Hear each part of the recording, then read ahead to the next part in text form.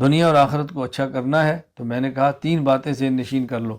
قلوب کو نور ایمان سے ہم منور کریں، اپنے جسموں کو مسنون اعمال سے مزین کریں، اور اپنی جیب کو حلال مال سے بھر دیں۔ حکیم الامت حضرت تھانوی رحمہ اللہ تعالی وہ فرمایا کرتے تھے کہ اللہ پہ توکل بھی مضبوط ہوگا جب آپ کی جیب میں حلال مال موجود ہوگا۔ جیب میں حلال مال کے موجود ہونے سے اللہ کی ذات پر توکل بھی بڑھتا ہے۔ آپ کو اشکال ہوگا جب جیب میں پیسے ہیں پھر توکل کس بات کا، خود مال پر بھروسہ ہے۔ یہ اشکال توکل کا معنی نہ سمجھنے کی وجہ سے ہے۔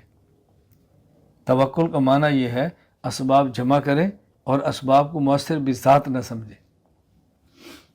اسباب موجود ہوں لیکن اسباب کو مؤثر بذات نہ سمجھے، بس یہ ہے توکل۔ بھروسہ اللہ پر کرے کہ ہم نے سارے اسباب اختیار کر لیے، اب ہوگا وہی جو اللہ چاہیں گے۔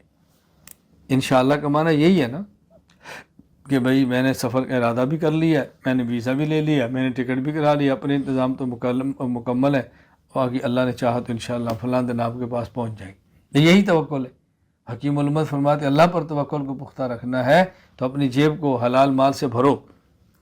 اور آپ یقین فرمائیں، میں آج بھی کہتا ہوں اور بڑے وثوق اور تجربے کی بنیاد پہ کہتا ہوں، اگر فتنوں سے خود کو محفوظ رکھنا ہے، اپنے ایمان کو شیطانی وساوس اور شرور سے اور شیطان کے مکر و فریب سے اور شیطان کے گماشتوں سے بچانا ہے تو اپنی جیب کو حلال مال سے بھر کے رکھو۔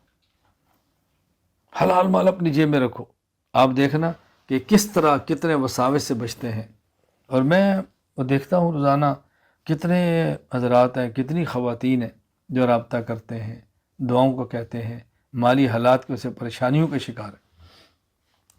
حلال مال کا بہت زیادہ اہتمام کریں، حلال مال کا بہت زیادہ اہتمام کریں، حلال مال کا بہت زیادہ اہتمام کریں۔ حلال مال میں بہت برکت ہوتی ہے، اور اگر برکت جمع کثرت ہو تو سبحان اللہ کتنی زبردست بات ہے۔